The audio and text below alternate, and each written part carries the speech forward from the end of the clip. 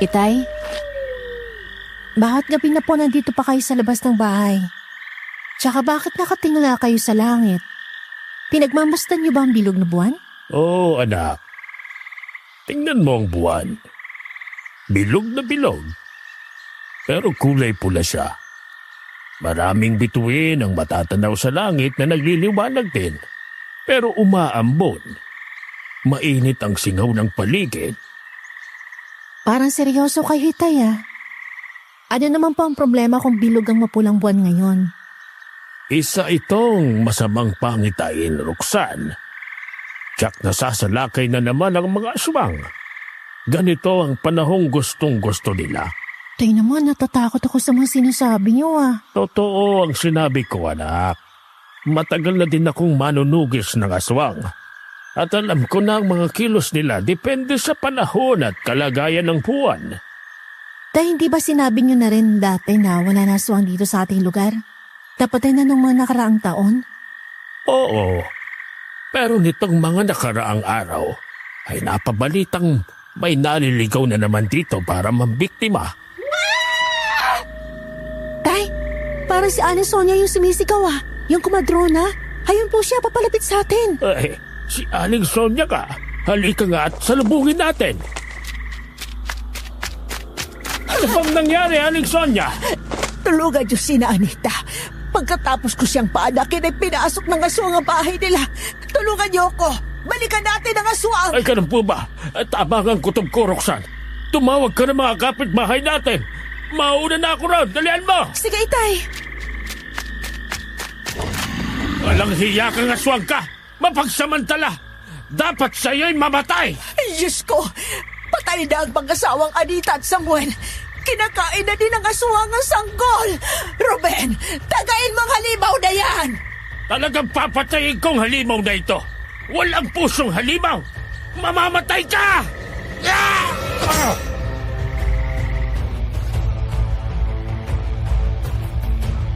Kung mahal mo ang isang tao, hanggang saan ang kaya mong ibigay para sa kanya? Handa mo bang itaya ang buhay mo? Kaya mo bang isakripisyo ito? Pero paano kung ang taong minamahal mo ay iba naman ang gusto? Yan po ang gusto kong itanong sa iyo, Sir Jupiter, at sa lahat ng mga giliw nating tagapakinig.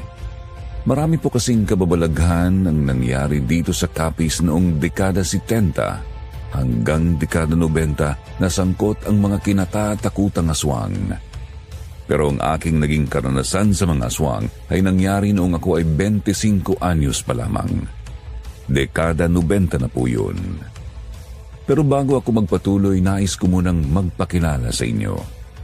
Tawagin niyo na lang ako sa pangalang Roxanne. Tubong Capiz, subalit naninirahan na ngayon dito sa Talavera, Nueva Ecija. Kapag kami ay nag-aani ng palay, ang libangan namin sa bukid ay ang pakikinig ng mga drama sa YouTube hanggang isang beses napakinggan ko sa inyong serye ang kwento ng ating mga kababayan. Kaya ako ay nainganyo din na sumulat sa inyo para ikwento ang aking naranasan at sana po magustuhan nyo dahil ito ang totoong nangyari sa buhay ko. Pero bago ako magsimula, gusto ko lang tanungin ng ating mga tagapakinig. Maniniwala ba kayo na mayroong aswang na kagaya ng katawan ng isang kobra na kahit tadtad na ng sugat ang buong katawan ay nabubuhay pa?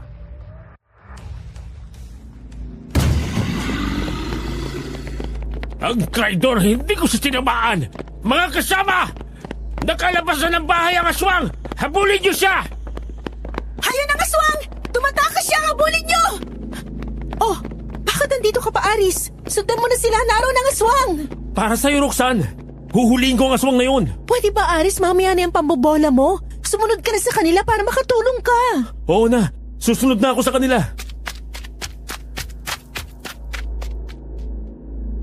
Nang makaalis na ang mga tao ay marahan akong sumilip sa pintuan ng bahay ni na Aling Anita. Kaagad na bumulaga sa akin ang nakahandusay na si Mang Samuel.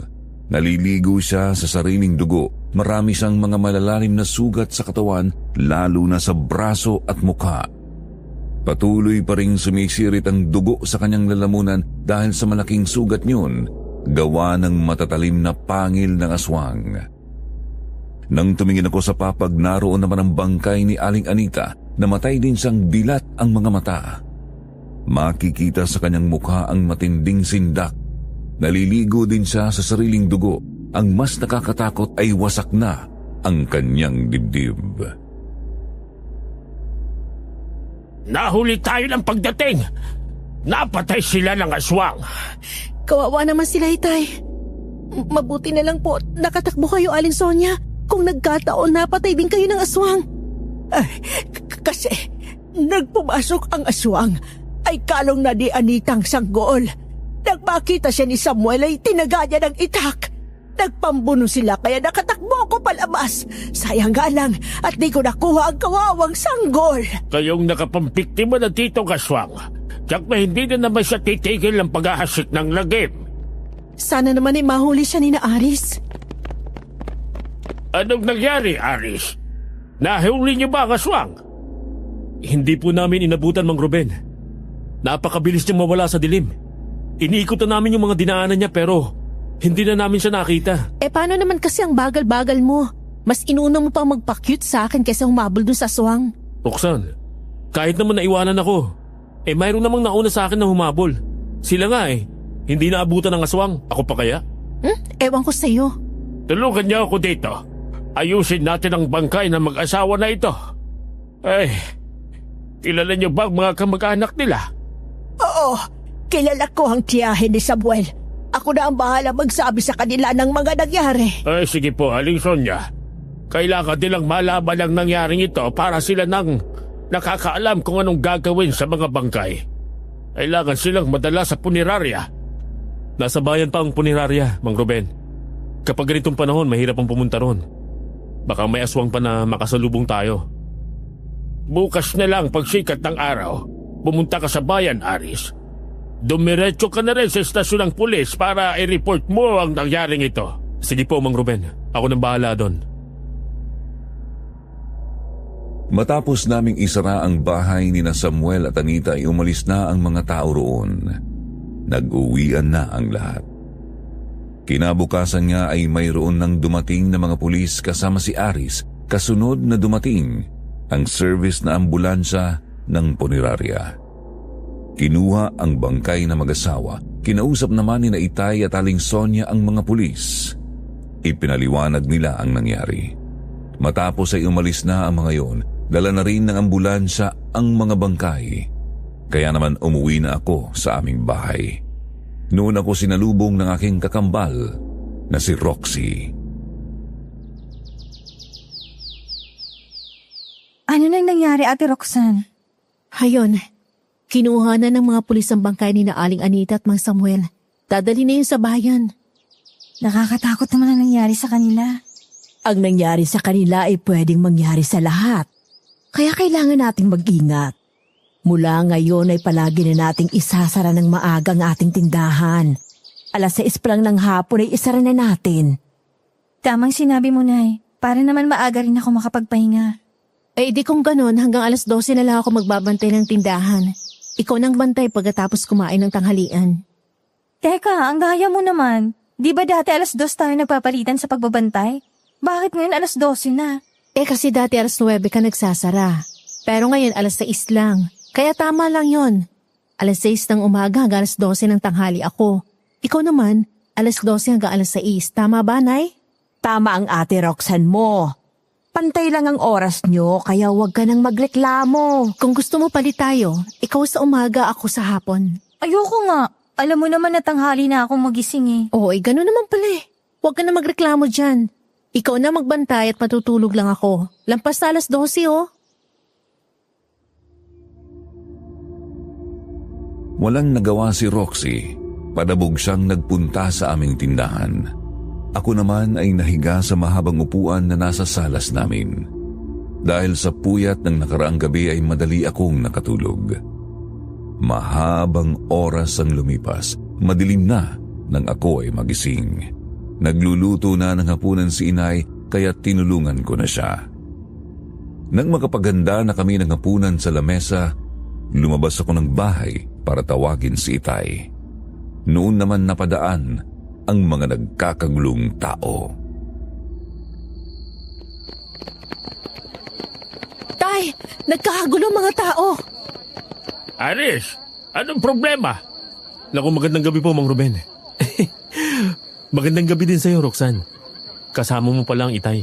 Anong itay ang pinagsasabi mo, Aris? Ha? Ay, sabi ko, Itay mo. Ano nga po ulit yun, Mang Ruben? Ay sabi ko, bakit nagkakagulong mga tao? Meron po kasing nahuli na matandang babae.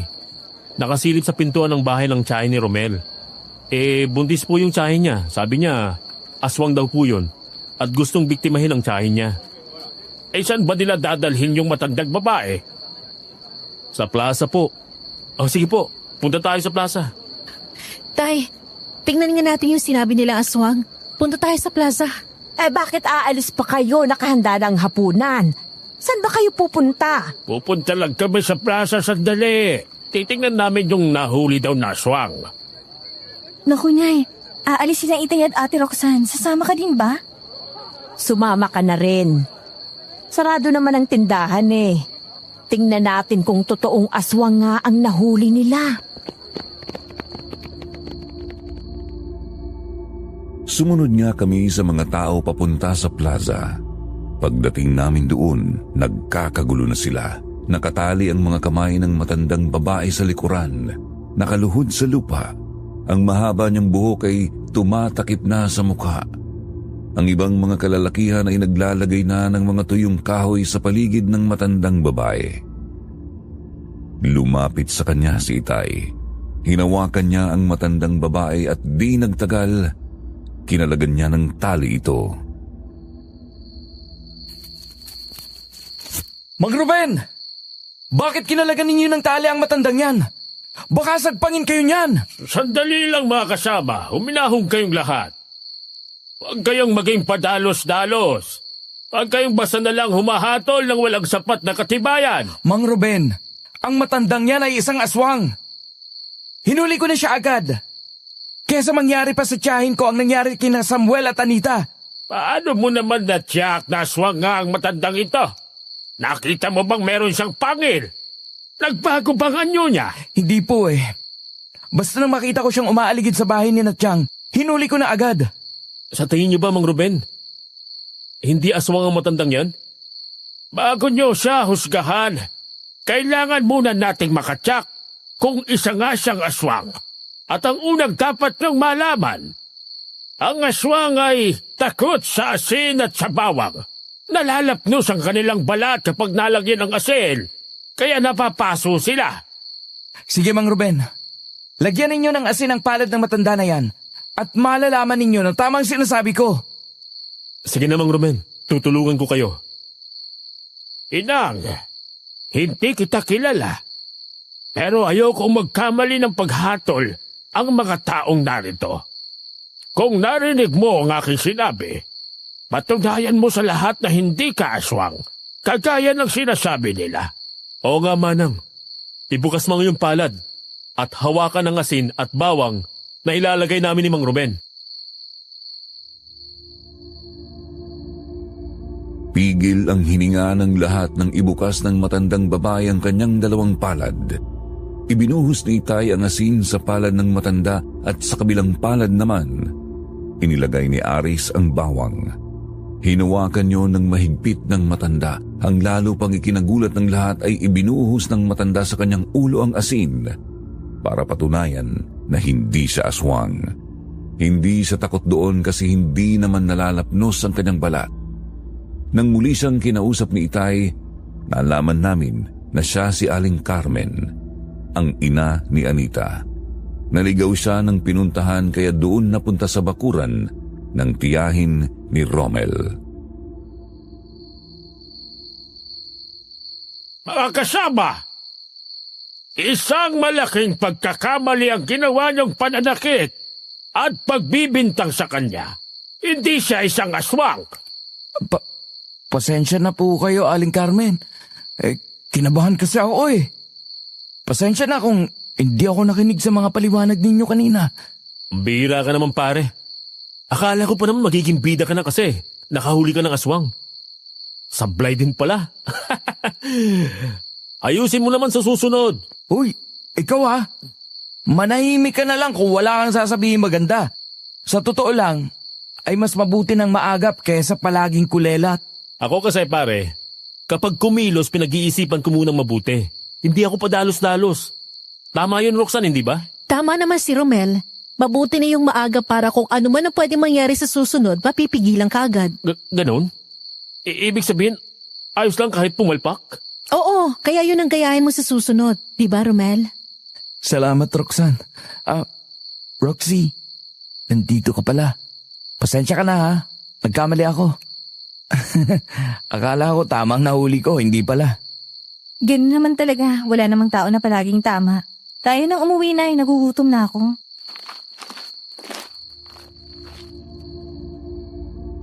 Umalis na si Roxy. Hinatak na niya ang kamay ni inay. Nakita ko na napakamot na lang ng ulo si Romel habang nakatingin kina Roxy. Nang mapatingin sa akin si Romel ay ngumiti ako ng matamis pero nagkibit balikat lang siya at muling tinanaw niya si Roxy. Tapos umalis na rin siya. Nang lapitan naman ako ni Aris para kausapin ay kaagad akong tumalikod.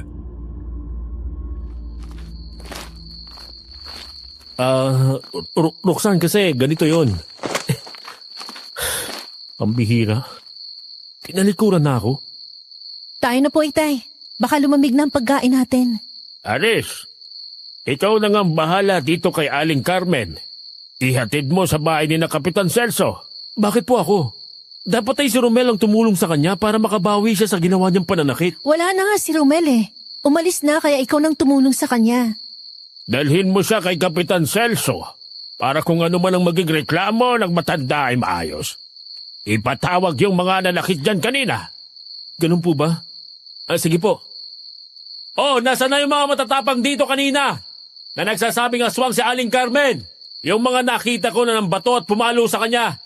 Kailangan niyo itong panagutan. Natahimik ang mga taong naroon. Humugos ang mga bulungan. Yung mga nagpapasikat kanina nakatulong daw sila ni Romel sa paghuli sa aswang ay panay na ang tanggihan ngayon.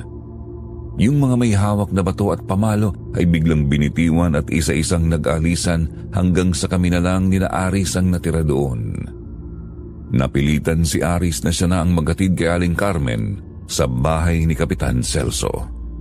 Kami naman ni Itay ay umuwi na. Pinainit ko na lang ulit itong sabaw ng sinigang na bangos. Lumamig na eh. Ganun ba? Pasensya ka na ha. Lumamig ang pagkain natin dahil sa nangyari. Ayos lang yun. Mabuti nga at sumunod tayo sa plaza. Nailigtas pa natin sa galit ng mga taong isang matandang inosente. Kung medyo nahuli pa tayo ng pagdating, baka mas grabe pang ginawa nila dun sa matanda. Kasi naman po nakakatakot naman kasing tingnan si Aling Carmen. Sobrang haba na buhok niya tapos ayaw niyang itali. Nagsuot pa ng purong itim na mahabang damit. Kahit naman sino makakita doon mapagkakamalan siyang bruha. Hindi pa rin dapat nahusgahan ang isang tao sa panlabas lang na anyo. Katulad nun. Naligaw lang pala yung matanda. Sinakta mo nila. Tsak na magre-reklamo yun at magkakaroon sila ng pananagutan nun. Tama si Itay. Di bali kung nakita nila na may pangil yung matanda o kaya ay nasaan yung aswang at merong pinatay. Kahit mapatay nila yon, wala silang magiging pananagutan. Kung ganun ay, maaari po bang makulong si Romel, Tay? Depende yun sa magiging reklamo ng matanda. Pero kung aayusin ni Romel ang problema, halimbawa ay bilhin niya ang mga gamot na kailangan ng matanda at bayaran ng perwisyong nagawa niya, baka makipag-areglo na yon. Sa sinabing yun ni Itay, mayroon akong ideya na naisip. Matapos kaming kumain, lumabas ako ng bahay nang hindi nagpapaalam kina Itay. Nagpunta ako sa bahay ni na Kapitan Celso. Naabutan ko na nga na naroon pa si Aling Carmen at nagrereklamo laban kay Romel. Kinausap ko siya na huwag nang sampahan ng reklamo si Romel sasagutin na lang ni Romel ang pagpapagabot niya at babayaran ng danyos o perwisyong nagawa sa kanya. Bakit ikaw ang nakikipag-usap sa kanya imbis na si Romel? Tay, paano niyo nalaman na dito ako? May napansin na kita kanina habang kumakain tayo. Alam ko na ang naiisip mo, Roxanne. Lagi mong iniisip si Romel. Hindi mo naisip na delikado na ang panahon ngayon. Lumabas ka pa. Alam mo naman na hindi pa nahuhuli ang aswang na pumatay kina Anita at Samuel, hindi ba? Pasensya na po, Itay. Alam ko naman kasi na hindi niyo ako papayagan kung magpapaalam pa ako. Huwag mo nang uulitin to, ha? Opo, Itay. Pasensya na po ulit. Kapitan Celso, ano po bang magiging desisyon nyo dito? Depende yun sa magiging pag-uusap nila Aling Carmen at Romel. Kaya ipinatawag ko na siya sa isa kong tanod. Baka sa mga oras na ito ay paparating na din yun. Magandang gabi po, Kapitan Celso. Mang Ruben, nandito po pala kayo? Napasugo din ako dito kasi biglang nawala si Roxanne sa bahay. Ang maabutan ko dito inaareglo itong si Aling Carmen. Naisip ko na si Roxanne yata ang abogado mo. Nako, pasensya na po, Mang Ruben. Ang totoo po, ay hindi ko naman alam ang ginawa ni Roxanne. Naupo si Romel sa upuang malapit sa akin. Kaya habang nagpapaliwanag siya ay nagkakadikit ang aming mga braso at paminsan-minsan ay nagkakatinginan kami ng malapitan. Lalo akong nakadama ng kakaiba sa kanya. Lalo ko siyang nagustuhan. Lihim akong kinikilig pero hindi ako nagpahalata sa mga naroon, lalo na nga at nakikita kong nakatingin sa amin si Itay. At makalipas nga ang mahabang pag-uusap ay nakahinga ako ng maluwag dahil nangyari ang sinasabi ko kay Kapitan Celso. Kaya nang matapos ang usapan ay sumabay na sa amin ni Itay pauwi si Romel. Nang makarating kami sa bahay ay nauna nang pumasok si Itay, kaya nakapag-usap kami ng sarilinan ni Romel. Maraming salamat sa iyo, Roxanne. Dahil sa mga ginawa mo, ay nawala ang galit sa akin ni Aling Carmen. Ayos lang yun, Romel. Ginawa ko lang naman yun para hindi ka na magkaroon ng malaking problema. Mahirap kasi kapag merong kaso sa barangay. Kapag hindi na ayos, baka mapunta pa sa pulis. Ang galing mo talaga makipag-usap. Paano kaya ako makakabawi sa'yo? Ikaw, kung anong naisip mong paraan kung paano ka babawi, nasa sa'yo yun. Alam ko na. Mag-picnic na lang tayo bukas. Dun sa ilog. Di ba nga, malinaw at malinis ang tubig? Masarap maligo dun. Picnic? Maligo sa ilog? Oo. Araw naman yun. Wala naman sigurong aswang na maliligaw kapag ganun. At saka maraming tao ang naliligo doon kapag ganitong tag-init. Sige, magluluto na lang ako ng pagkain natin. Huwag ka nang mag-alala. Ako nang magdadala ng babaunin natin. Babawi nga ako sa ginawa mo, di ba? Ganun ba? Sige, maganda yan. Isama na lang natin si Roxy. Kaya ako naman napapayag yun sumama. Gusto mong isama natin si Roxy? Akala ko ba tayong dalawa lang mag-picnic at maligo? Mas magandang mas marami, mas masaya. Parang naririnig kong pangalan ko na pinag-uusapan niyo Oo, Roxy. Magpipiknik kasi kami ni Roxanne bukas. Naisip ko na iyayain ka din para masaya. Roxy, di ba wala ka namang hilig sa mga ganong lakad? Ate Roxanne, gusto ko rin ng mga ganun, no? Kailan ba yan, Romel? Sasama ako? Bukas na yun. Magpapaluto ako ng babaunin natin. Blowout ko yun dahil naayos naman ang problema ko kay Aling Carmen. O paano? Sundayin ko kayo bukas, ha? Sige, Romel. Sige, bukas na lang. Nakaramdam ako ng pagkadismaya pero hindi ko na lang ipinahalata sa kanila. Nang makaalis na si Romel ay pumasok na ako sa aking kwarto at nahiga. Napapaidlip na ako nang mapabalikwas paano ay nakaramdam ako ng kakaiba sa paligid ng aming bahay. Nakarinig ako na parang mayroong kumakamot sa bintana ng aking kwarto kaya marahan akong bumangon at sumilip sa siwang ng bintana. Wala naman akong nakita sa labas. Kasunod yun ang mahinang yabag sa aming bubungan. Mabuti na lang at yero na yun. Lumabas ako ng kwarto, nakita kong hawak ni Itay ang sumpak niya, isa yung homemade shotgun na single shot lang. Tay, parang meron naglalakad sa bubungan natin. Alam ko, mabigat ang mga yabag niya. Imposibleng pusa lang yan. Si Roxy nasan siya? Gising po ako, Itay. Narinig ko rin ang yabag sa bubungan natin. Ano kaya yun, Ruben? Pusa lang ba yun? Parang nayuyupi ng yero natin tuwing hahakbang siya. Sa palagay ko yan ang aswang ng biktima kina Samuel at Anita. Binalikan ako dahil nakialam ako sa kanya. Ganyan talaga ang ugali ng mga aswang. Anong gagawin natin, Itay? Makiramdam lang tayo sa paligid. Humanda kayo para kung sakaling pwersahan din siyang pumasok dito sa ating bahay, ay magagawa nating labanan siya. Tay, para may bumagsak sa bandang likuran nitong bahay natin. Tumalon na siya mula sa bubungan. Roxanne, kunin mo ang mga itak na nakasabit sa kwarto ko. Sige po, Itay. Mabilis akong pumasok sa kwarto ni na Itay. Nang makita ko ang itak na naroon nakasabit kasama ang bayna ay kaagad kong kinuha yun. Lalabas na sana ako nang marinig ko ang kaluskos sa labas ng bintana, parang pinipilit yung buksan.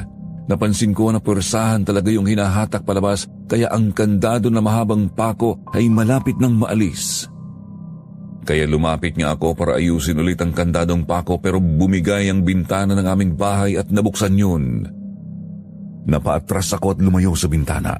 Hindi na ako makagalaw. Nakatingin na lang ako sa nakabukas na bintana. Nanatiling tahimik naman sa labas, pero natatakot akong lumapit para isara ang bintana. Pero bigla ay mayroong parang mahabang goma ang pumulupot sa aking leeg.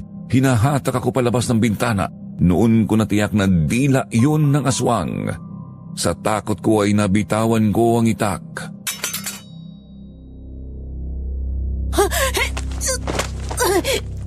Itay! Tulong! Inay! Inay! Oh, Diyos ko!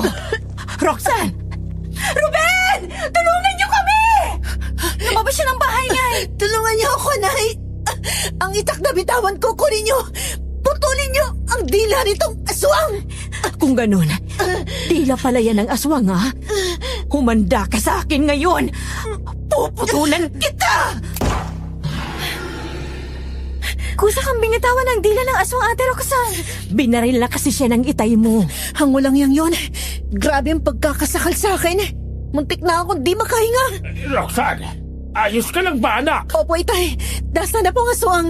Nakatagpo siya. Pero alam kong malubhang naging tama niya. Bala ng shotgun ang ginagamit ko sa sumpak na ito, kaya tsak na nasugatan siya. Noon naman nagdatingan ang mga tao na nakarinig ng malakas na putok ng sumpak ni Itay. Armado rin ng mga itak at sibat ang mga tao. Ang iba nga ay palakol pa ang dala. Lahat sila ay kaagad na lumapit kay Itay. Nangunguna si Aris. Natuwa ako noong una, pero nang papansin ko na sandok ang dala niya, muli akong nadismaya. Talagang alerto ka rin, ha, Aris? Oo naman, basta pag-uusapan ay tungkol sa'yo, palagi akong alerto. Kaya lang kung inabutan niyo pa yung aswang, ano naman ang magiging panlaban mo sa kanya? Eh di itong sandok. Naku, bakit nga sandok ang dala ko? Ano magagawa ng sandok? Kung makakaharap mong aswang, baka pagtawanan ka pa niya. Kasi nagmamadali ako lumabas ng bahay. Sandok pa lang nakuha ko. Sugatan na ang aswang, mga kasama. Ayan ang patak ng kanyang dugo.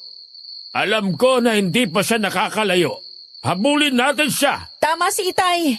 Samantalahin na natin ang pagkakataon may sugat siya para madali nating mahuli. Tayo na po. Roxanne, sasama ka pa sa pagtugis sa aswang? Delikado yun. Oo, kasi gaganti ako sa kanya sa ginawa niyang pananakal sa akin. May dala akong itak. Ikaw, wag ka na sumama kung sandok lang yung dala mo. Ikaw naman masyado kang high blood. Aling Chayong, meron pa po ba kayong itak dyan? Baka pwedeng pairam naman. Aalalahin ko lang tong si Roxanne. Wala nang itak. Samurai ang nandito. Roxy, kunin mo nga sa kwarto namin ang itay mo. Opo, inay. Oh, heto na, Aris. Sundan mo na sila. Bantayan mong mabuti ang anak ko, ha? Oo naman po. Sige po, alis na ako.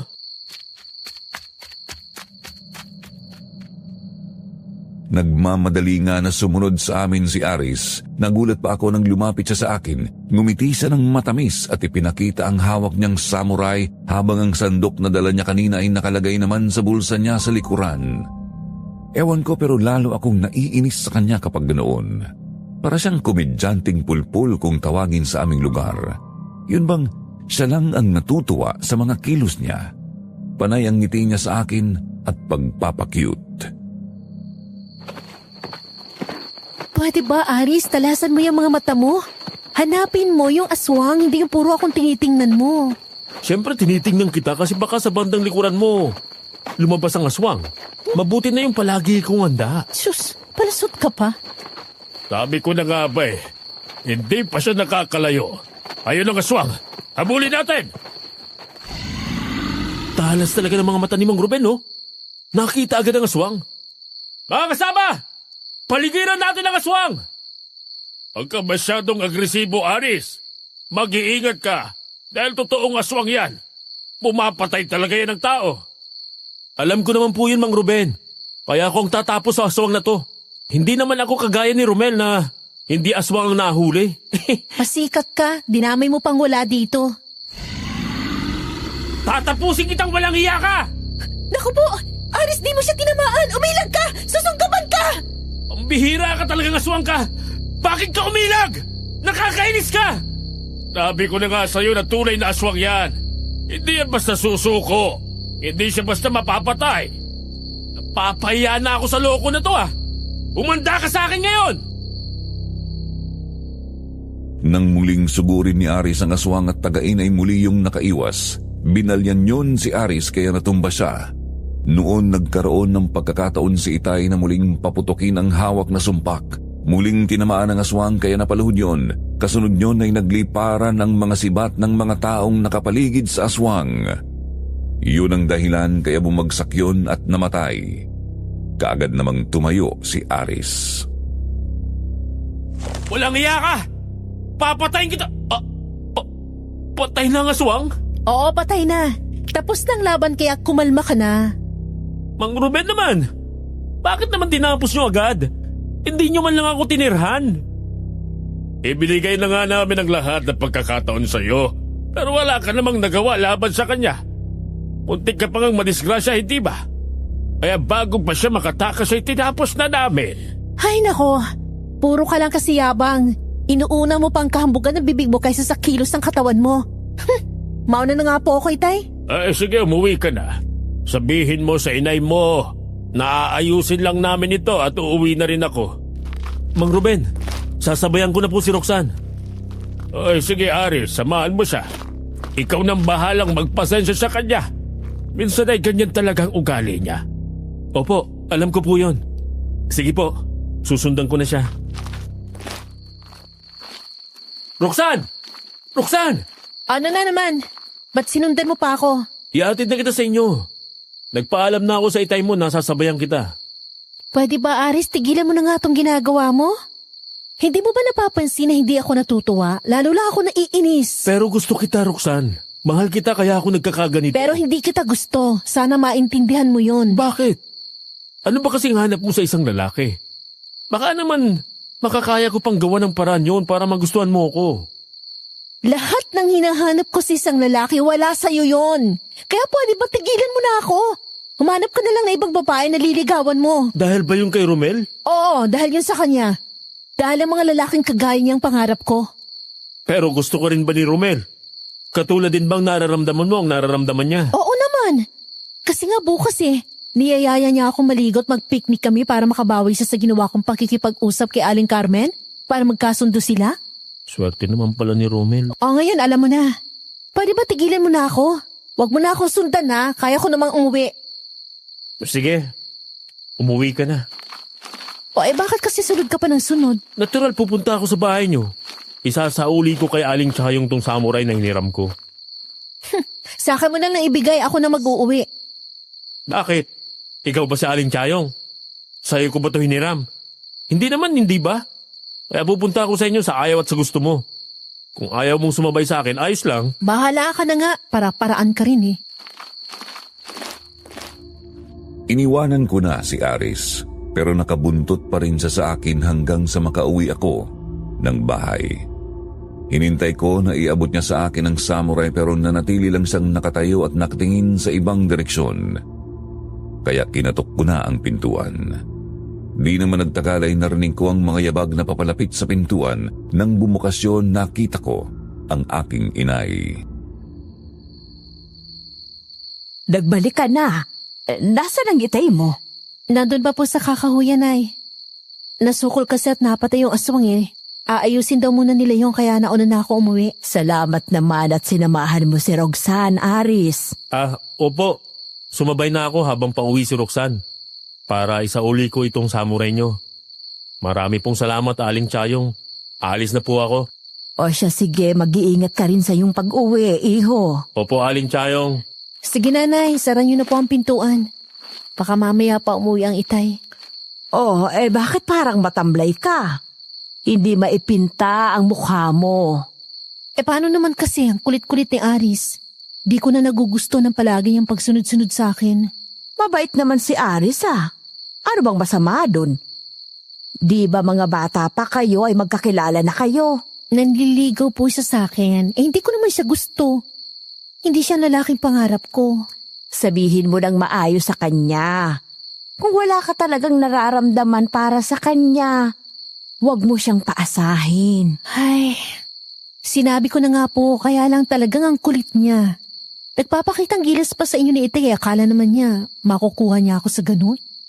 Hindi mo naman siya masisisi, Roxanne. Ganun talagang nagmamahal. Ang Itay mo nga ang tagal akong niligawan noon. Nung una ay ayaw ko din sa kanya, pero napaamo niyang puso ko. Magkaiba naman po tayo, Inay. Kaya yung nangyari sa inyo ni Itay, hindi po mangyayari sa amin ni Aris dahil iba yung gusto ko. Sino bang nagugustuhan mo? Si Romel po, Inay. Siyang gusto ko eh. Bukas po nagyaya siya mag-swimming kami at mag-picnic. Oo nga, Nay. Ngayong wala ng aswang, pwede na ulit gumala nang hindi ako matatakot. Kasama ako sa picnic bukas. Ay, ganun ba? Ay, di sige. Ako na lang munang magbabantay sa tindahan bukas habang wala pa kayo. Nang tumingin sa akin si Roxy at ngumiti ng makahulugan ay bigla akong kinabahan. Pero ayaw ko namang mag-isip ng masama sa aking kapatid kaya hindi ko na yun pinansin. Nagpunta na ako sa aking kwarto at nahiga. Malalim na ang gabi kaya madali rin akong nakatulog. Hindi ko na nga namalayan ang pag-uwi ni Itay dahil nang magising ako ay mataas na ang sikat ng araw. Paglabas ko ng kwarto, gising na rin sina Inay at nag-aalmusal na sila. Ate, magkape ka na muna. Mamaya na lang. Maliligo muna ako. Nako, wag ka nang maligo. Hindi ba ilog din naman ang pupuntahan nyo? Maliligo din kayo doon. Kaya mas mabuti pa ay magkape ka na lang para naman mainitan niyang sikmura mo. Tama ang inay mo. Halika na at sumabay na kumain sa amin. Nagluto pa naman ang inay mo ng taing at itlog na paborito mo. Sige po. Gusto mo bang ipagtimpla pa kita ng kape, Ate Roxanne? Aba, ano nakain mo, Roxy? Parang naninibago ako sa iyo Sus, ko naman. Sabihin lang natin na napuyat at napagod ka rin sa paghabol sa aswang kagabi. At dahil wala nang aswang, tuloy ng lakad natin ni Romel. Ganun ba yun? Huwag ka magpasaway sa akin mamaya Baka mamaya mag-inarte ka na naman doon na parang bata. Hindi na ako bata, dalaga na ako. Marami na nga nanliligo sa akin Pero hindi ko naman gusto. Basta ang maipapayo ko sa inyong dalawa, piliin niyo yung lalaking mahal kayo. Hindi yung kayo lang ang magmamahal. Hindi maganda kapag ganon. Hindi kayo magiging masaya. Opo naman palagi kong tatandaan ang mga sinabi niyo. Naputol ang aming pag-uusap nang marinig namin ang boses ni Romel na tumatawag. Kaagad akong tumayo sa upuan at lumabas ng pintuan. Nakita ko na mayroon ng dalang basket si Romel na may lamang mga pinggan at baso. Nakita ko rin ang mga hinog na mangga at saging at sa kabilang kamay naman, ang bayong na sa tingin ko ay puno din ng laman na mga pagkain. Romel, ang aga mo ah. Mas maganda ng maaga para makapaligo tayo ng mahabang oras. Si Roxy, nakahanda na ba? Oo, gising na rin siya, kumakain lang. Tapos na akong kumain, nakahanda na rin ako. Aalis na ba tayo? Ha? Oo sana kung nakahanda ka na. Sige, tayo na. Ate Roxanne, yung bisan mo kunin mo na. Ako meron na dito sa dala kong bag. Sige, sandali lang Romel ha. Ay nako, ang tagal talaga ni ate. Kahapon ba ito pinag-uusapan tapos hanggang ngayon hindi pa pala nakahanda? Ay. Saglit lang Romel ha, hintayin natin si ate. Oo, ayos lang Roxy. Hintayin natin siya. Malapit lang naman ang ilog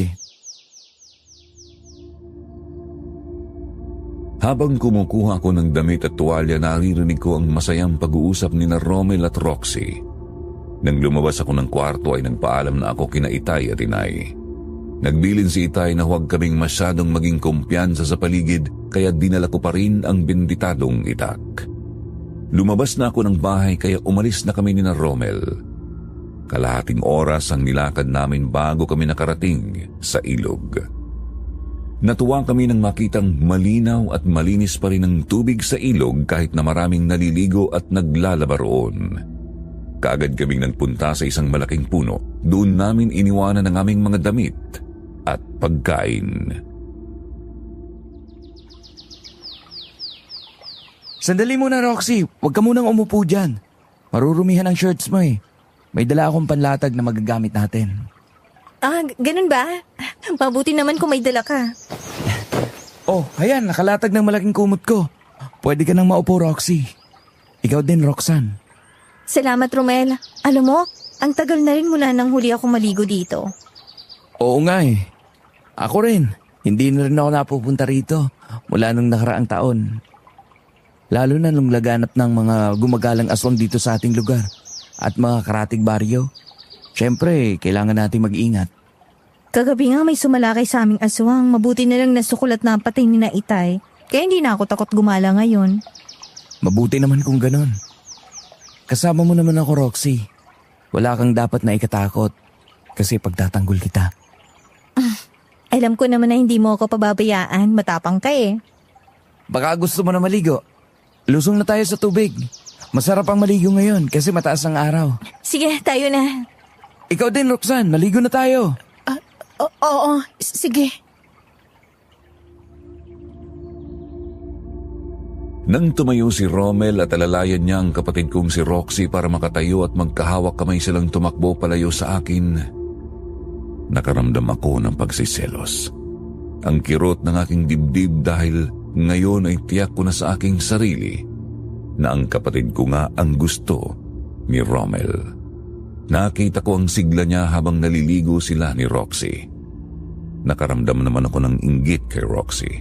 Panay na lang ang buntong hininga ko habang pinapanood sila.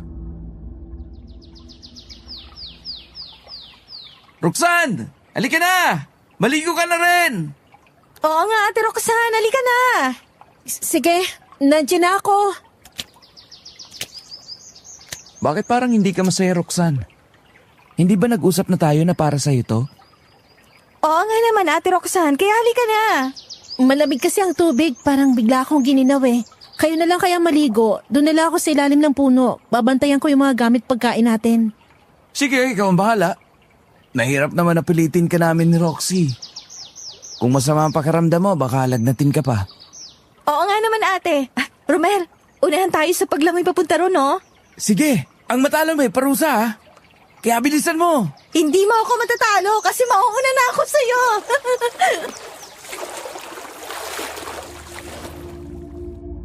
Hindi ko matiis tingnan ang kasiyahan nilang dalawa. Talagang nakakaramdam ako ng matinding kirot sa aking dibdib. Nagsiselos ako kay Roxy dahil nasa kanya ang atensyon ni Romel. Kung wala lang sana si Roxy, dapat ay masaya ako pero ngayon ay masama ang loob ko. Nadagdagan pa yon nang lumapit sa akin si Romel nang kumuha ng saging na hinog sa basket. Roxanne, pagpapaalam ako sa iyo bilang nakatatandang kapatid ni Roxy ha. Ano naman ay pagpapaalam mo? Mahal ko ang kapatid mo kaya gusto ko ring mapalapit sa iyo. Tulungan mo naman ako mapasagot siya oh. Mahal mo kapatid ko? At gusto mong tulungan kita? Oo. Pangako. Magiging mabuti ako sa kanya. Hindi ko siya sasaktan. Kaya huwag ka mag-alala para sa kanya. Sa bagay na yan ang kapatid ko lang makakapag-desisyon. Di ko naman sakop ang pag-iisip niya Kaya kung gusto mo siya at mahal mo, magsabi ka sa kanya. Sige. Salamat sa payo mo ha. Kahit maghintay ako ng matagal, ang mahalaga ay alam mo nang damdamin ko para sa kapatid mo. Kakausapin ko rin ang mga magulang mo tungkol dito. Ikaw ang bahala.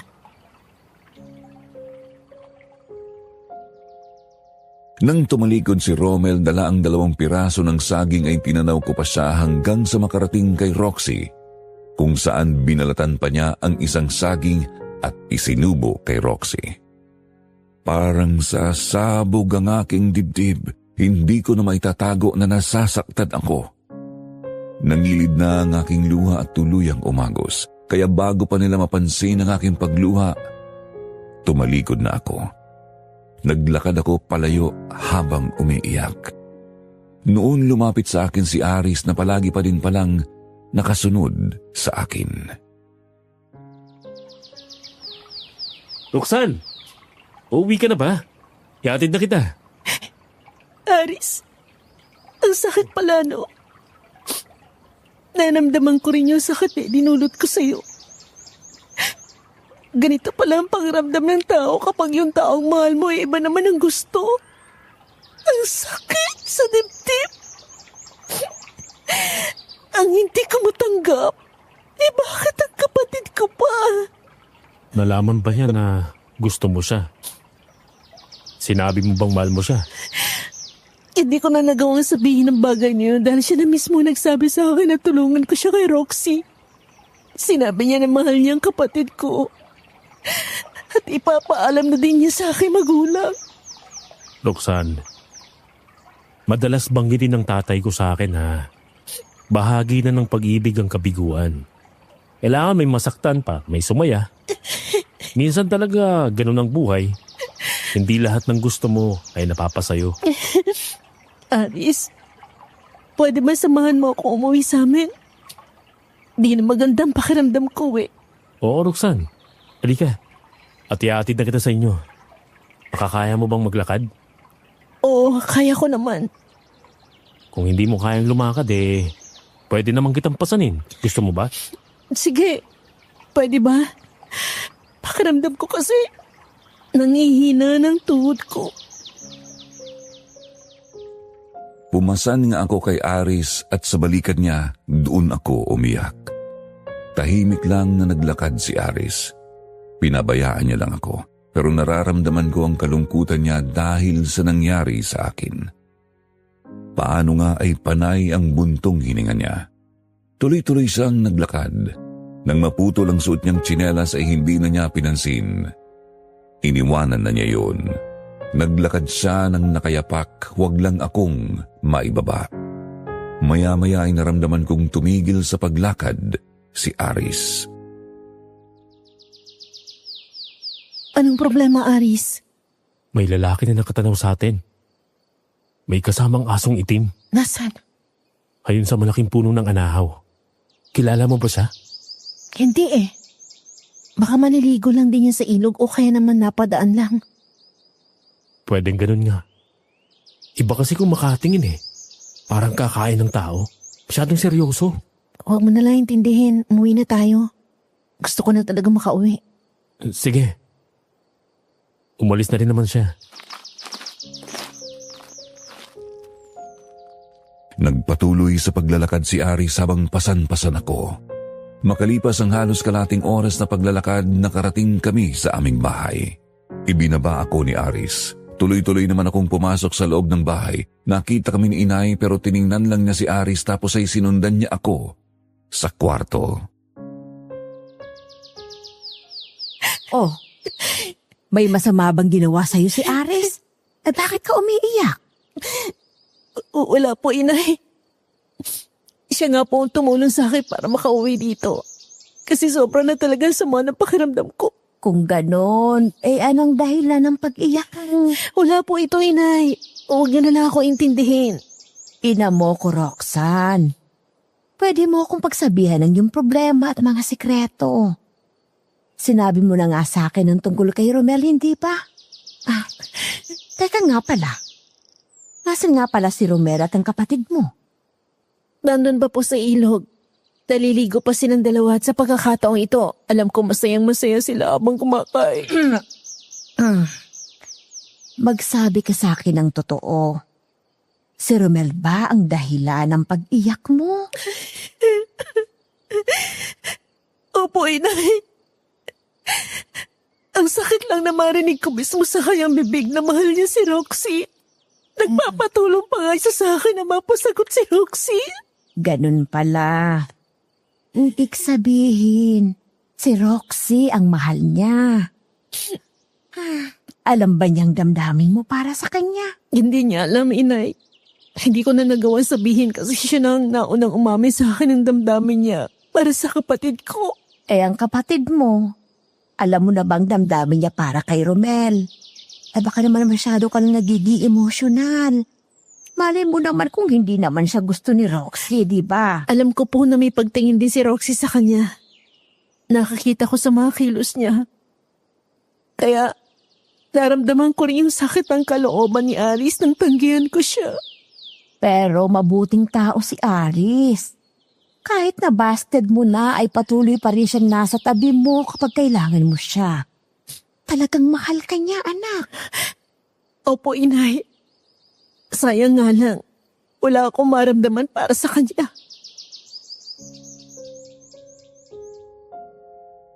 Matagal pa kaming nag-usap ni inay hanggang sa lumipas ang mahabang oras at umuwi si Roxy. Inihatid siya ni Romel. Narinig ko ang mga kwento ni Roxy kay inay na nagtatapat na nga ng pag-ibig si Romel. At inamin din ni Roxy kay inay na mayroon din siyang pagtingin kay Romel. Pero hindi niya muna yun tatanggapin. Gusto niyang ligawan muna siya ng matagal ni Romel. Nakatulog ako at hindi na kumain ng hapunan ng gabing yun. Naging mabilis ang paglipas ng araw, nalaman ko na lang na sinagot na ni Roxy si Romel. Siya mismo ang nagkwento sa akin. Akala ko ba patataglin mo muna ang paninigaw niya sa'yo? Bakit ngayon sinasabi mo yan sa akin? Alam ko naman kasi na meron ka rin lihim na pag-ibig sa kanya, Ate Roxanne. Kaya sinasabi ko lang sa'yo to.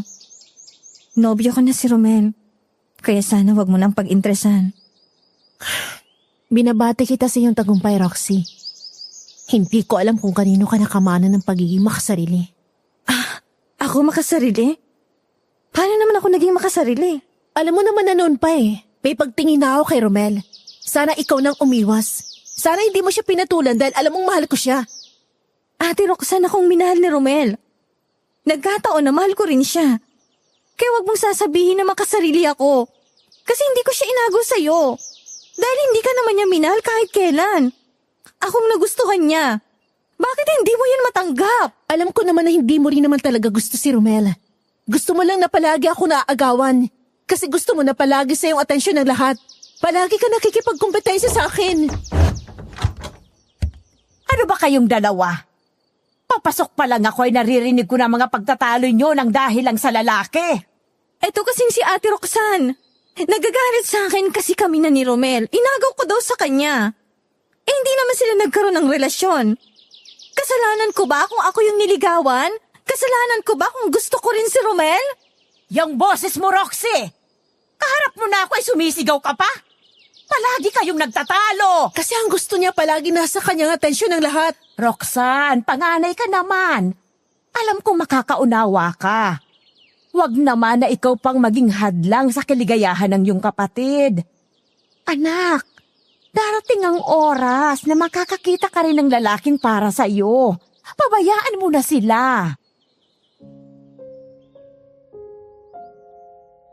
Hindi na ako kumibo. Tinalikuran ko na lang sina Inay at Roxy.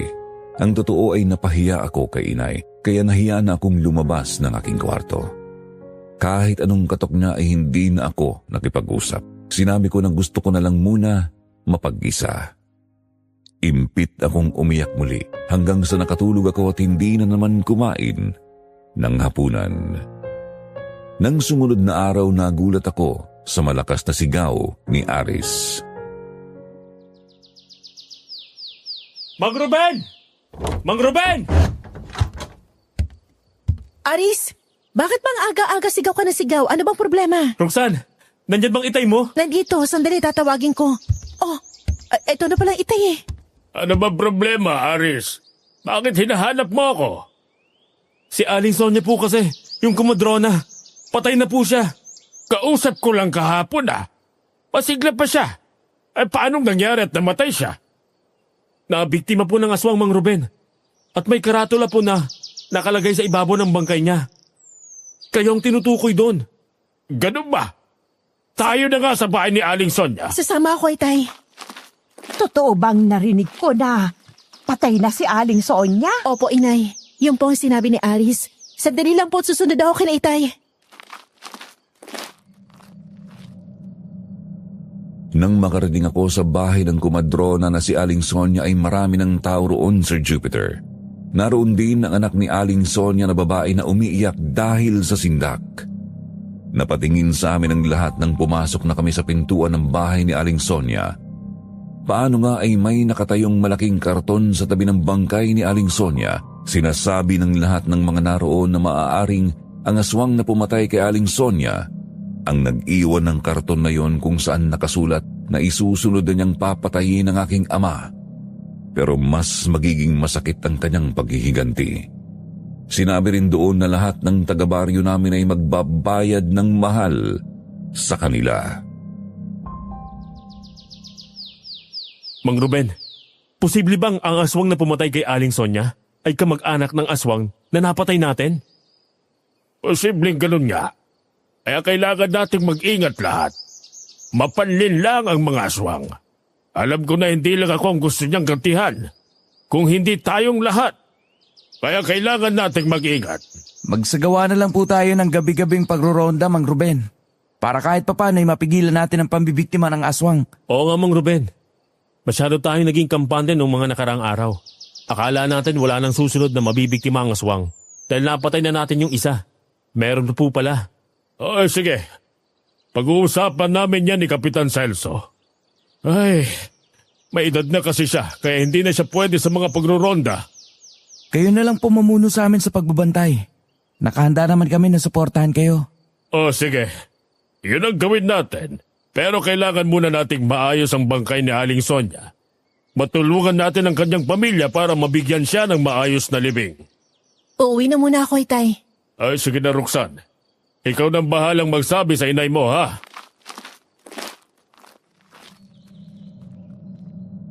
Kaagad akong umalis para iwasan ko si Romel. Napansin pala niya na iniwasan ko siya kaya kaagad niya akong sinundan. Ilang ulit niya akong tinawag. Hindi ako lumingon kaya hinabol niya ako at hinawakan sa braso. Kaya napilitan akong harapin siya. Noon ko nakita na nasa likuran din ni Romel si Aris. Tumigil din siya sa paglakad at pinanood lang kami. Bakit mo ko iniiwasan? Ano bang kasalanan nagawa ko? Wala kang kasalanan. Ako may kasalanan kasi ang tanga ko eh. Umibig ako at umasa sa isang kagaya mo. Nung niyaya mo ako maligo at mag-picnic, akala ko ako talagang dahilan. Yung pala ang kapatid kong gusto mo. Pasensya ka na. Nagkataon lang na si Roxy talagang gusto ko eh. Hindi ko naman gusto nasaktan ng damdamin mo. Pero noon pa naman simula, di ba? Hindi ko na pinansin ang mga kilos mo. Kasi ang atensyon ko ay na kay Roxy. Ingatan mo't mahalin ang kapatid ko, Romel. Huwag mo siyang lolokohin. Dahil kapag ginawa mo yan, Itong itak kong gagamitin kong pampugot sa ulo mo. Oo, Roxanne. Yun ang gagawin ko. Ano pang ginagawa mo dyan, Aris? Halika na! Hatid mo ako sa amin! Oo, Roxanne! Paring Romel, mauna na kami sa'yo. Pare, nakakatakot magalit si Roxanne. Parang si Gabriela silang. Aris! Ihatid mo ba ako o hindi? Nandiyan na!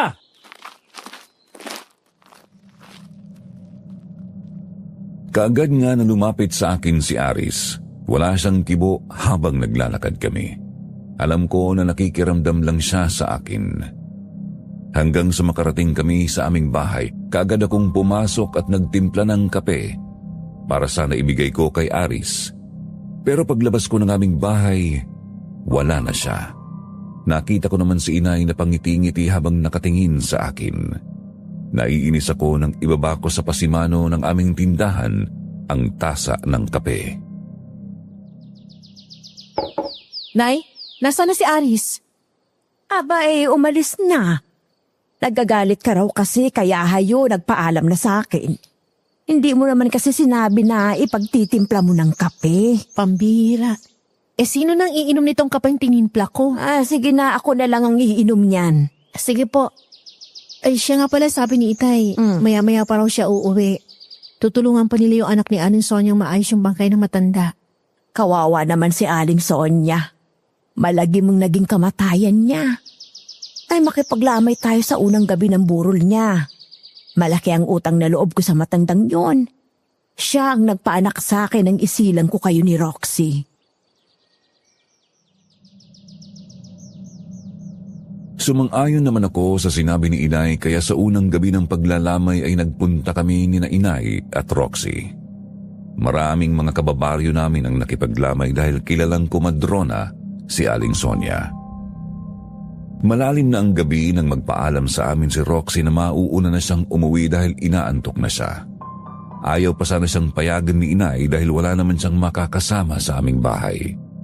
Si Itay kasi ay naroon pa sa bahay ni Kapitan Celso. Nandito naman si Romel. Siya na lang maghahatid sa akin, Nay. Oo nga po. Pwede ko naman siyang ihatid. Nako, sasamahan ko na lang kayo. Roxanne, ikaw nang maghintay dito sa Itay mo ha. Sabay na kayong umuwi mamaya. Sige po, inay. Mag-iingat kayo. Oh, Aris, nandito ka na rin pala. Mabuti naman at dumating ka na. Wag mo munang iiwanan si Roxanne ha. Opo, Aling Chayong. Palagi naman po akong nakabantay kay Roxanne. Kaya wala kayong dapat na alalahanin. Nay, tayo na. Inaantok na talaga ako. Gusto ko nang mahiga. Oo na, nandiyan na nga. Ikaw talaga. Para pa rin musmos na kapag naisipan mo at nagustuhan mo, ay gusto mong nasusunod ka agad. Nang umalis na nga si na inay ay sinenyasan ko si Aris na lumapit sa akin. Medyo nag-aalangan pa siya noong simula pero nang makita niya na nakangiti ako sa kanya, kaagad siyang lumapit at naupo. Hindi pa kami nagtatagal na nag-uusap ay nakarinig kami ng malakas na sigawan kaya lahat kami na nakikipaglamay sa pagkakataong yun ay napatayo at napatingin sa iisang direksyon. Di pa nagtagal ay nakita kong humahango si inay na tumatakbo pabalik sa amin. Tulong! Saklolo! Tulungan niyo kami! Nay, ano nangyari sa inyo? Hinarang kami ng dalawang aswang. Nandun sila at kinakalaban ni Romel. Tayo na mga kasama. Tulungan natin sina Romel at Roxy. Dalian natin mga kasama. Sige. Baka kung ano lang nangyari sa kanila. Hayun na mga aswang! Kinakalaban ni Romel! Hoy! Mga impakto kayo! Humanda kayo sa amin ngayon! Mauna ka na, Ate Wiggy. Dalhin mo na ang babaeng yan. Paparating na ang mga taong baryo. Tagilid tayo kapag naabutan tayo ng mga yan. Sige, tapusin mo ng isang yan at sumunod ka na sa akin. Halika na babae, sumama ka sa akin. Hindi. Hindi ako sasama sa iyo. Bitawan mo ako. Romel, tulungan mo ako! Romel! Mga walang niya kayo! Saan ninyo dadaling si Roxy? Tatagpasin kong liig mo! Isa kang hangal kung inaakala mong makakaya mo ko. Hindi sapat ang bilis at lakas mo para labanan ako. Ikaw ang gagawin kong mensahero kay Rowena. Sabihin mo sa kanya na mas masakit ang gagawin kong paghihiganti. Huwag! Huwag mo akong buhatin! Bitiwan mo ako! Buong lakas na binuhat ng aswang si Rommel at inihagis sa lupa. Bumagsak si Rommel sa mismong harapan namin. Naunang tumama ang kanyang balakang kaya hindi kaagad siya nakabangon. Nagkaroon ng pagkakataon ng aswang na makatakas. Yun naman ang pagkakataong dumating si Itay na kasama ang iba pang mga taong baryo. Tulungan niyo ako! Itay! Ate Roxanne! Itay!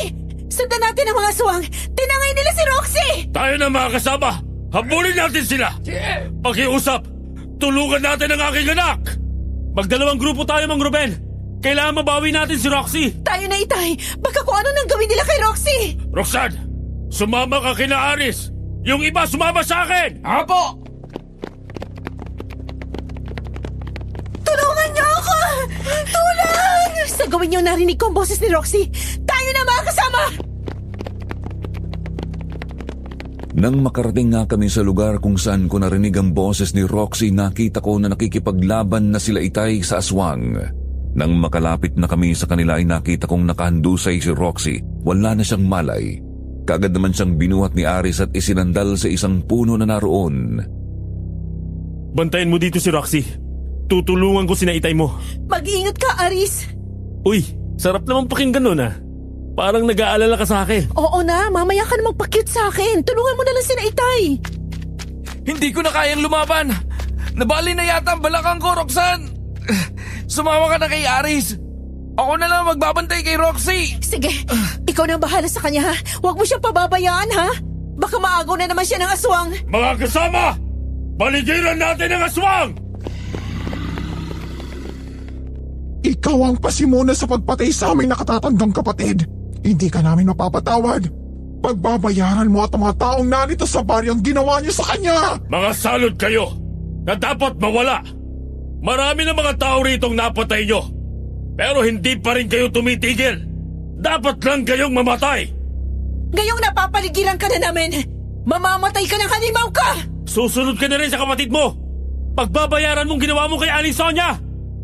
Mga hangal kayong lahat! Hindi ako mahinang aswang gaya ng inaakala nyo! Nagulat kaming lahat nang bigla ay magbuga ng kulay berdeng likido ang aswang. Si Itay ang unang nasapol. Nang tumama yun sa kamay ni Itay ay napaso siya. Nalapnos ang kanyang kamay kaya nabitiwan niya ang hawak na sumpak. Nang makita ko ang ibang mga lalaking naroon din na nasapol ng ibidugang likido ng aswang, nalapnos din ng mga balat. Kaya nang makita ko na susugurin na ng aswang si Itay, kaagad kong dinampot ang sumpak at pinaputok yun. Nagulat ang aswang nang tamaan siya. Masyado ka mayabang. Nakalimutan mong nandito ako. Hindi rin ako mahinang babaeng papanoorin ka na lang habang sinasaktan ang Itay ko. Ngayon natikman mo naman ang bala ng shotgun. Masakit ba? Ha? Hangal ka talagang babae! Sa akala mo may basta na lang akong babagsak. Kahit natamaan mo ako, hindi ako ganun kadaling patayin. Ikaw naman ang papatayin ko! Roxanne! Umiwas ka! Paparating din siya! Pilitin mong makalapit dito sa akin! Narito ang bala! Sige, Itay! Nandiyan na ako! Hindi mo na magagamit ang sumpak na yan. Hindi ko papayagan na makalapit ka pa sa kanya! Hindi mo siya pwedeng saktan! Ako munang harapin mo, halimaw ka! Ah! Isa ka pang pakialamero! Uunahin na kita! Teka, tatamaan mo ko ng samurai mo! Sinabi ko na sa'yo eh! Huwag mong sasaktan ang mahal ko!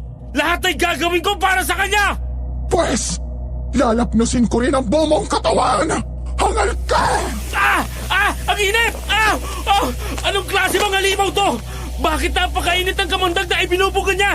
Sila ang pinakamataas na uri ng gabunan. Taglay nila ang pinagsamang gamandag ng aswang at kobra. Kaya gano'n siya magbuga ng kamandag. Umuusok ang damit na suot ni Aris kaya bago pa malapnos ang kanyang dibdib ay hinubad na niya ang kanyang damit. Hindi nga ako kaagad nakalapit kay Itay dahil hinarang ako ng aswang. Nang makabawi si Itay, inihagis niya sa akin ang 2 bala ng shotgun. Kaagad kong nilagay sa loob ng sumpak Kaya nang muli akong tangkaing lapitan ng aswang ay tinutok ko na yun sa aswang. Nagpapagod ka lang, babae. Magagawa mo nga akong sugatan, pero hindi mo ako mapapatay.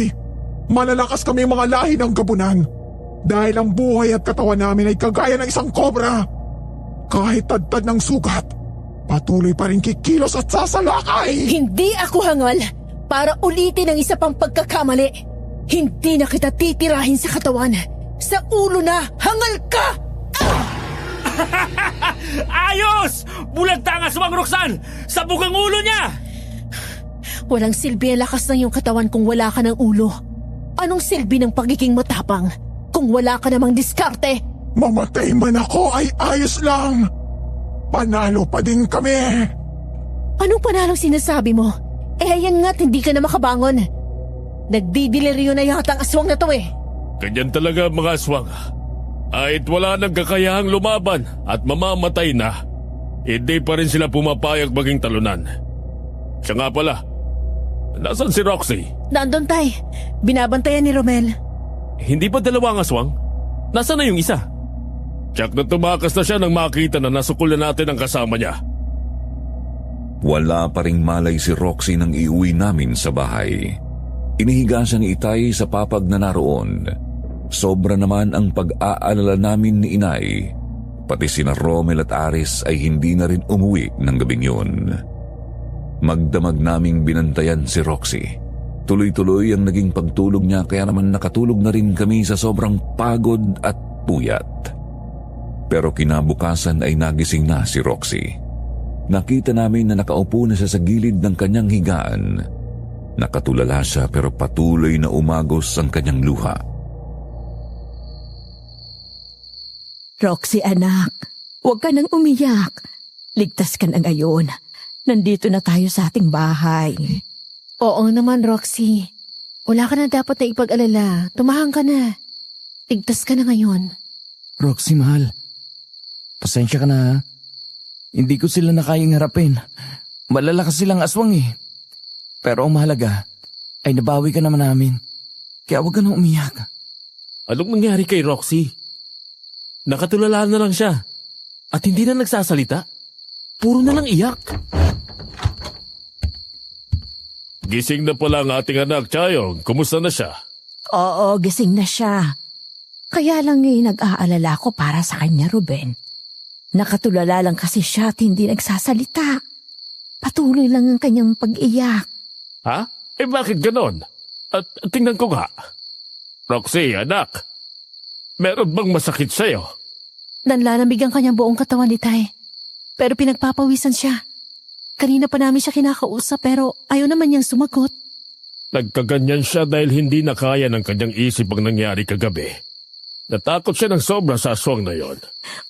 Ang tigas naman kasi ng ulo mo, Roxy. Kung hindi ka nagpumilit na mauna tayong umuwi, hindi sana mangyayari sa iyo yan.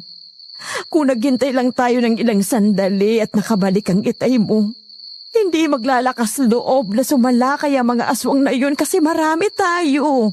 Huwag mo nang sisihin ang anak mo. Walang may kagustuhan sa mga nangyari. Alagaan na lang natin siya hanggang sa gumaling siya at manumbalik ang dati niyang sigla.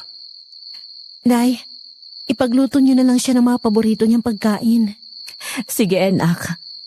Roxy, magluluto lang ako ng pagkain mo, ha? Kakain ka mamaya. Nanatili lang na nakatulala si Roxy. Walang reaksyon ang kanyang mukha. Hindi kumukurap ang kanyang mga mata. Nakatingin lang siya sa iisang direksyon. Hindi rin kumikilos kahit ang kamay niya. Lumipas sa maghapon ay nanatili siya sa ganoong posisyon. Napansin ko ng gabing ihiga na siya ni Inay sa kanyang papag ay nanatiling dilat ang kanyang mga mata. Hindi pa rin siya gumagalaw kaya nagtataka na kami. Ilang araw pa ang matuling lumipas walang pagbabago sa kalagayan ni Roxy. Dahil hindi siya kumakain ay para na siyang may sakit kahit nakatulala. Pumayat na rin siya at pumangit. Nang mamalengke ako ay nakita ko si Romel. Anong nangyari sa iyo, Romel? Bakit hindi mo dinadalaw si Roxy? Marami kasi akong ginawa ng mga nakaraang araw, Roxanne. Kaya hindi na ako nakadalaw kay Roxy. Nagtatanong-tanong ako sa mga kakilala ko kung meron silang nalalaman sa ganung kalagayan ng kapatid mo. Maraming ginagawa o sadyang umiiwas ka lang kasi ganun ang kalagayan ng kapatid ko? Mabuti nilang pala't hindi ikaw naging karelasyon ko. Kung nagkataon pala na ako nasa kalagayan ni Roxy, ganyan din ang gagawin mo? Bahala ka kung ayaw mo akong paniwalaan. Basta ako mahal ko ang kapatid mo. Hindi ko man siya nadadalaw ngayon. Hindi naman ako tumitigil sa paghahanap ng lunas para sa kanya. Sinungaling ka. Iba nakakita ko sa mga kilos mo. Unti-unti mo nang nilalayuan yung kapatid ko. Pero kung tutuusin, ikaw may kasalanan kung bakit siya nagkaganon eh. Kasi mahina kang lalaki. Palalampasin kong ginagawa mong pang-iinsulto sa akin ngayon. Pero darating ang araw na mapapatunayan ko na mali ang lahat ng iniisip mo. Diyan ka na nga. Si Romel yun, hindi ba? Oo, siya nga. Walang iyang lalaking yon. Porke ganun ang kalagayan ni Roxy, di na dinalaw. Tapos sasabihin mahal si Roxy. Sinungaling. Tayo na nga umuwi. Sige, ako na magdadala ng mga pinamili mo. Kung nagkataon na ako nasa kalagayan ni Roxy, ganun din ba yung gagawin mo, ha, Aris? Aba hindi ah. Lalo kitang aalagaan at dadalawin araw-araw. Kahit ayaw mo sa akin, gagawin ko pa rin yun. Alam mo kung bakit? Bakit? Kapag tulala ka na at walang pakialam sa mundo, hindi ka na magagalit sa akin. Kahit alagaan kita at bantayan oras-oras, hindi mo na ako ipagtatabuyan. Kahit hindi ka kumibo, malaya akong masasabi sa'yo na mahal kita. May katwiran ka nga. Kasi kapag ganun ang kalagayan ko hindi ako maiinis sa anumang gawin mong pagpapakyut. Napatawa na lang si Aris sa sinabi ko. Natawa na rin ako. Tinampal ko pa siya sa balikat at habang pauwi kami ay masaya kaming nag-uusap. Ewan ko pero naramdaman ko na hindi na ako naiinis kay Aris. Parang natatanggap ko na ang mga kilos niya, lalo na ang pagpapakyut niya kung minsan. Siguro nga ay unti-unti nang nahuhulog ang loob ko sa kanya, Sir Jupiter. Kaya hindi namin namamalayan na nakarating na pala kami sa aming bahay. Nang maghapong yon, tinulungan pa ako ni Aris sa tindahan. Nang sumunod na araw, Dali na kaya natin sa ospital ang anak mo, Ruben. Talagang nag-aalala na ako sa kanya eh. Sige, yan nga din ang naisip ko. Payat na siya. Tay, dapat kasi hindi na natin pinaabot sa ganitong kalagayan ni Roxy. Dapat dinala na agad natin siya sa doktor. Abay, malapit na mag-isang linggo. Akala ko kasi makakabawi siya agad. Akala ko bunga lang yan ng sobrang takot.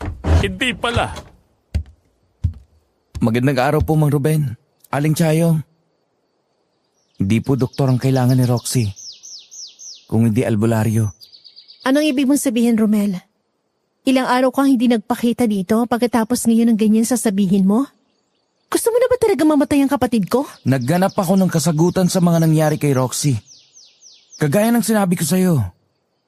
Hindi ko siya maaaring pabayaan kasi mahal ko siya. Mang Ruben, isa kayong manunugis ng aswang. Bakit hindi ninyo naisip na baka hindi pala ito ang tunay na Roxy na inyong anak? Anong ibig mong sabihin hindi siyang tunay kong anak? Natatandaan niyo ba yung ginawa ninyo kay Aling Carmen para patunayan kung normal siyang tao o aswang? Yun ang gawin natin kay Roxy. Dahil may manggagamot akong napagtanungan. Subukan daw natin yun. Anong palagay mo sa anak ko, Romel? Aswang! Hindi po ganun, Aling Chayong. Ayon sa manggagamot na nagsabi sa akin, ang mga aswang ay matalino, lalo na ang mga gabunan. Hindi lang ang patay ang nakakaya nilang palitan, pati ang buhay na tao. dahil sa sinabing yun ni Rommel, nagdesisyon si Itay na sundin ang nakasanayan niya para tiyakin kung aswang o normal na tao ang kaharap. Nilagyan niya ng asin ang kamay ni Roxy. Nagulat kaming lahat nang magbago ang anyo ni Roxy. Naging puno ng saging na may nakalagay na 2 dahon. Kaagad siyang tumumba sa papag na naroon. Napasigaw ng malakas si inay, bigla siyang umiyak. Kung gano'n ay napaniwala nga tayo ng mga aswang na nabawi natin si Roxy. Gumamit sila ng puno ng saging para gayahin ang anyo niya. Kung ganon, nasaan ang anak ko? Nakuha siya ng aswang at sa palagay ko'y patay na siya sa mga pagkakataong ito. Pero ang sabi po ng manggagamot na nakausap ko, hindi po siya basta papatayin ng aswang na bumihag sa kanya. Papahirapan muna siya hanggang sa manghina at magkasakit. Tsaka po niya papatayin at kakainin. Matagal na akong nakikipaglaban sa mga aswang. Pero ito ang unang pagkakataong nangyari ito. Sa mismong pamilya ko pa. Ang walang hiyang mga aswang. Nalansin nila tayo. Dalhin po natin sa manggagamot ang saging na ito. Siya ang magtatawas para malaman natin kung saan niya dinala si Roxy. Huwag na tayong lumayo pa. Si Kapitan Celso ay dati ring manggagamot. Tumigil lang dahil matanda na. Pero alam kong sa ganitong gipit na sitwasyon, matutulungan niya tayo. Huwag na kayong mag-aksaya ng panahon. Pumunta na kayo kay Kapitan Celso. Kailangan niyong mailigtas si Roxy. Kailangan niyo siyang mabawi sa mga aswang na yun. Wala akong pakialam kung buhay pa o patay na. Ang mahalaga ay mabawi niyo siya. Wala na nga kaming oras na inaksaya. Dinala namin kay Kapitan Celso ang puno ng saging. Inihigayon ni Itay sa lamesang naroon. Ipinaliwanag niya kay Kapitan Celso ang mga nangyari kaya naman noon din nagsagawa ng pagtatawa si Kapitan Celso. Pigil ang aking hininga habang pinapanood ko ang pagtatawas. May ningas ang kandilang pula habang ipinapatak sa tubig na nasa palanggana. Nasa ilalim ng tubig ang larawan ni Roxy. At matapos ang mahabang orasyong binanggit ni Kapitan Celso, kinuha niya ang larawan ni Roxy at idinikit sa puno ng saging. Tapos ay muli niyang tiningnan ng tubig sa palanggana. Buhay pa ang anak mo, Ruben. Biyag siya ng isang aswang na naninirahan sa isang mataas na lugar. May 2 kubo akong nakikita. At sa isang kubo ay naroon ang anak mo. Ay hindi, 2 sila. May batang babae pa akong nakikita. May batang babae pa siyang kasama doon, Kapitan Celso? Oo, pareho silang may nakataling kadena sa mga paa. At, teka, baka ito yung dalagitan na nawawala. May nagpunta kasi dito na mag-asawa na nagsasabing nawawala ang kanilang anak. Kung mataas na lugar ang tinutukoy nyo, baka yung burol sa dulo nitong baryo natin yon. Kung ganon, kailangan na natin kumilos habang sikat pa ang araw. Ay mag-iingat lang tayo. Dahil ang aswang na yon, kagaya ng alam na natin, ay talagang malakas at mabagis. Katulad din po ba siya ng gabon ng napatay namin? Na may taglay na kamandag ng kobra, Kapitan Celso? Oo, kaya mag-iingat kayo. Kapag nakagat niya kayo, ay tiyak na mamamatay kayo dahil sa kamandag na iyon. Tayo na. Salamat sa tulong, Kapitan Celso. Nang umalis kami sa bahay ni Kapitan Celso at umuwi sa amin, naabutan namin na naroon na din si Aris, Sir Jupiter. Nang makita niyang naghahanda na si Itay para hanapin si Roxy, kumuha na rin siya ng armas sa kanila. Nang paalis na kami, saka ko lang muling naisip ang mga sinabi ko kay Romel, kaya nakakahiyaman ay lumapit ako sa kanya. Pasensya ka na sa mga sinabi ko, ha? Nagkamali ako na akala. Hindi ko pinaniwalaan yung mga sinabi mo. Ayos lang yun. Ang mahalaga ngayon ay mailigtas natin si Roxy. Mabawi natin sa hangal na aswang na yun. At kapag nakita ko siya, ay gugutay-gutayin ko siya kahit magsakripisyo pa ako ng buhay. Magbabayad siya ng mahal. Dalhin mo ang binditadong itakatasin, Roxanne. Magsuot din kayo ng makapal at matibay na jacket para pamproteksyon sa laway ng aswang na ibubugas sa atin kung sakali. Sige po, Itay. Mang Ruben, nakahanda na po ako. Sasamahan ko kayo. Kahit saan man tayo makarating. Tama po si Aris. Para kay Roxy ay gagawin namin ang lahat. Merong mga tao sa labas. Lahat sila ay armado. Tutulong din daw sila sa paghahanap kay Roxy. Mabuti yan para makasiguro tayo na hindi na makakatakas ang aswang na yon. Aalis na po kami, Inay. Mag-iingat kayo, Roxanne. Gusto kong makabalik kayo dito ng ligtas, ha? Opo, Inay. Babawiin namin si Roxy. Buhay man o patay. Ibabalik namin siya dito sa atin. Niyakap ako ng mahigpit ni inay. Ramdam ko ang malakas na kabog ng kanyang dibdib dahil sa pag-aalala. Muli ay umiyak siya kaya nangilid na rin ang luha ko sa mga mata. Bago kami umalis, sinalikan ko sa pisngi si inay. Nang lumabas kami ng bahay, naroon na nga ang mga kalalakihan na sasama sa amin sa paghahanap kay Roxy. Lumakad na kami papunta sa Burol. Medyo malayo yun kasi nga ay nasa dulo pa yun ng aming baryo. 1 oras pa ang nilakad namin bago makarating sa pinakapaanan yun. Kaagad na natanaw namin ang makapal na kakahuyan patungo sa Burol. Mga kasama, papasukin natin ang kakahuyan na yan para makakyat tayo sa Burol. Maging maingat sana tayong lahat dahil ang lugar na ito ay balwarte ng mga aswang.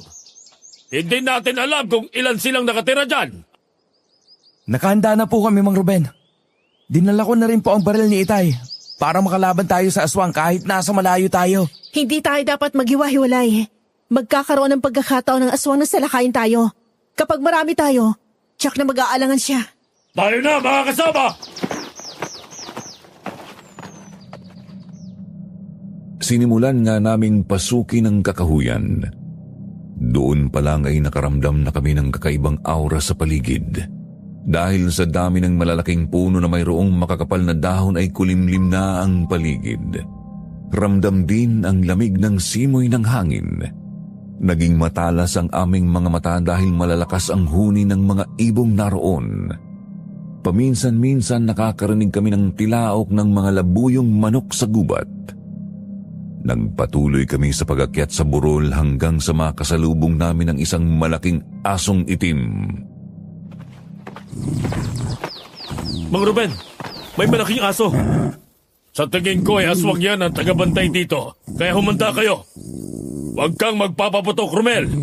Baka mabulabog ang mga aswang sa ibabaw ng burol. Hindi na natin sila maabutan. Sige po. May dala na naman akong itak. Mag-iingat kayong lahat. Papasugod ng aswang. Sibatin niyo! Ang bilis niyang kumilos. Hindi tinamaan ang mga sibat. Nawala siya, Mang Ruben. Teritoryo nila to. Maraming puno at damo na pwede nilang pagtaguhan. Kaya talasan nyo ang inyong paningin. Ayun siya, mga kasama! Tumalon sa mga kapal na damo! Manong Jaime! Umilag ka!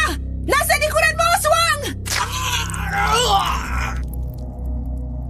Matapos na makagat nga ng aswang si Manong Jaime ay muli itong nagtago at tumalon sa likuran ng malaking puno.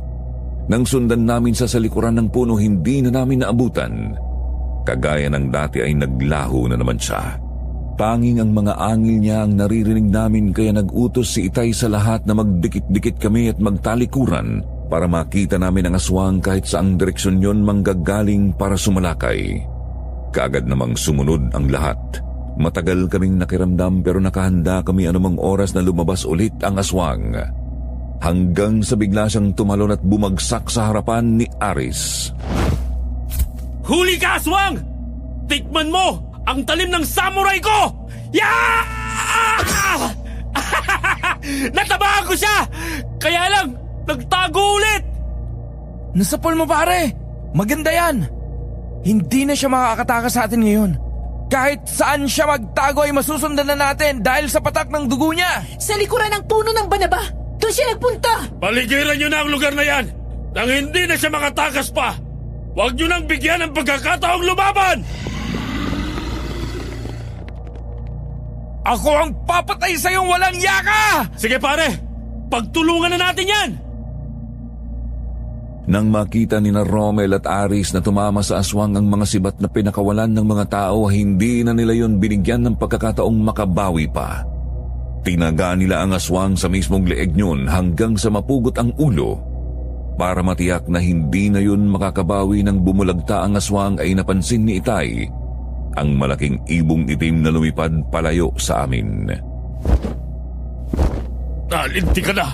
Baka alaga ng aswang ang ibong yon! Jack na magsusumbong na yon sa kanila! Anong gagawin natin, Itay? Magmadali na tayo mga kasama! Ang aswang na yan ay bantay dito kaya natitiyak kong hindi na malayo dito ang kuta nila! Malapit na nga tayo sa tuktok nitong burol, Mang Ruben. Ayun na ang kubo na sinasabi ni Kapitan Celso, Tay! Magdalawang grupo tayo. Yung iba pasukin ang isang kubo. Yung iba ay sumama sa akin para pasukin ang ikalawang kubo. Mag-iingat tayong lahat!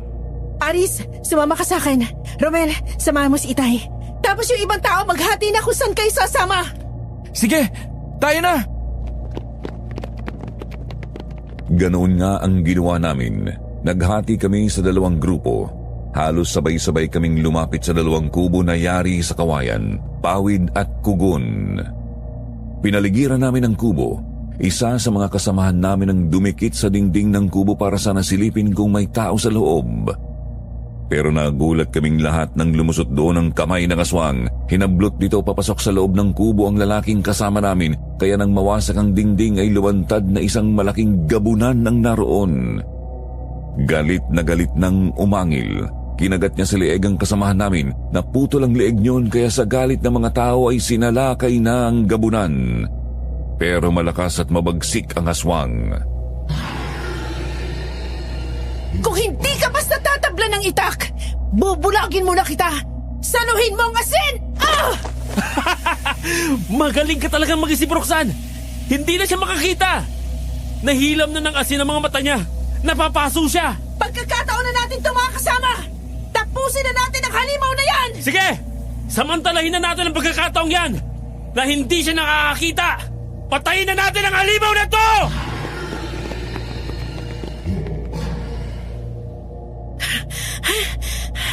Ang galing mo, Aris. Ang tapang mo rin pala. Dapat ay mo aswang. Siyempre, nandiyan ka eh. Alam nga namang pabayaan kita. Teka. Si Roxy yun, di ba? Yung walang malay. Oo nga. Siya nga nasa loob ng kubo. At may kasama siyang bata. Tulungan niyo po kami ni Ate Roxy para niyo na pong awa. Nasaan ang aswang na bumihag sa inyo? Bakit ganyan ang kalagayan ni Roxy? Nasa kabilang kubo ang isang aswang.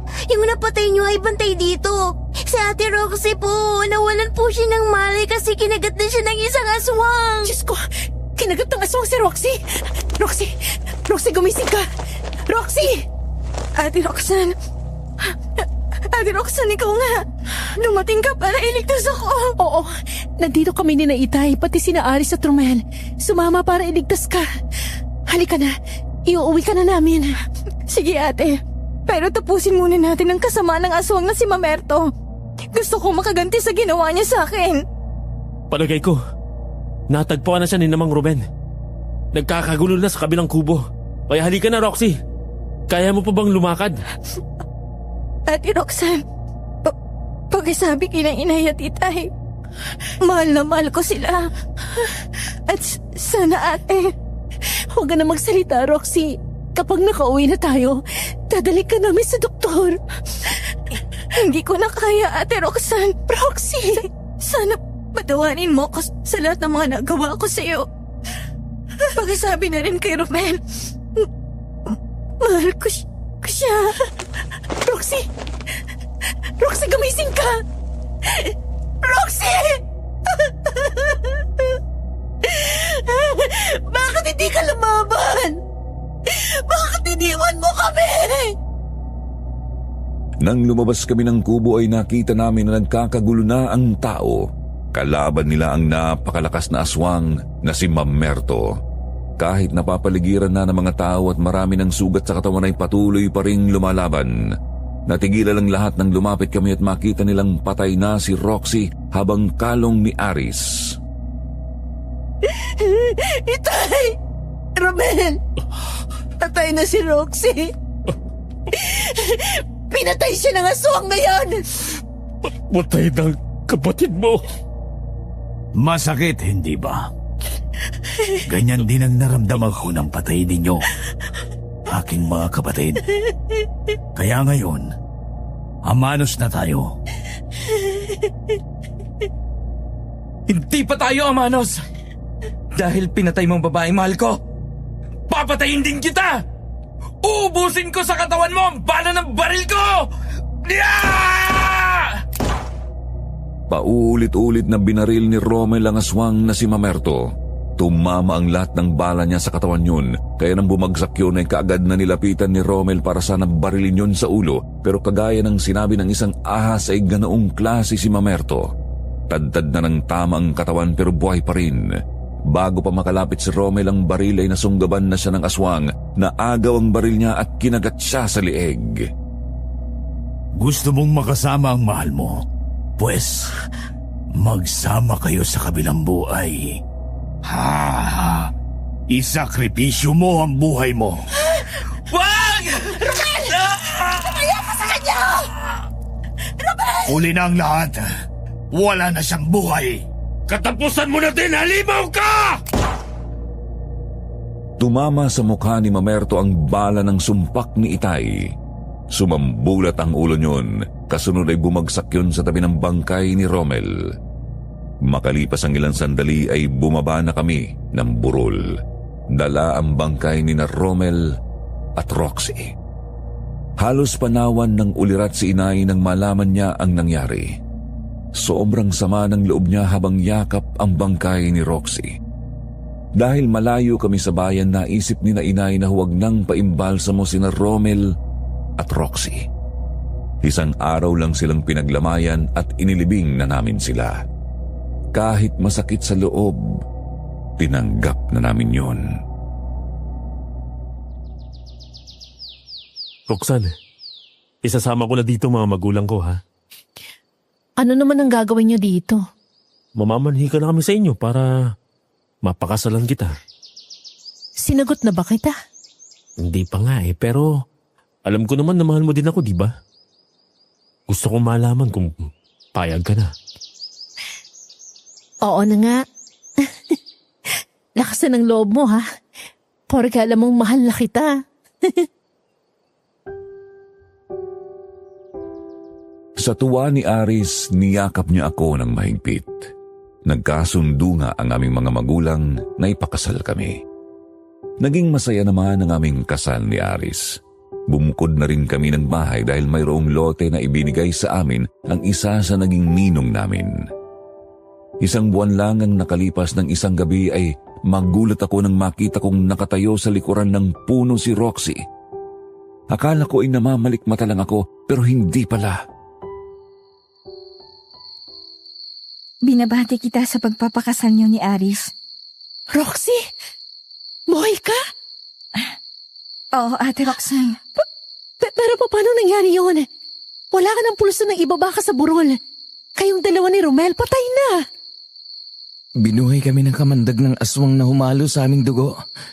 Kaya ngayon, ay hindi na kami mga normal na tao. Mga aswang na din kami na gaya ni Mamerto. Pero kahit ganito na kami, ay sisikapin pa rin namin maging asal tao. Siguro ay magpapakalayo-layo na lang kami. Doon kami titira sa lugar na pwede sa aming dalawa. Sa'yo lang kami nagpakita para ihabilin sina inay. Siguro, ito na rin ang huli nating pagkikita. Ate Roxanne.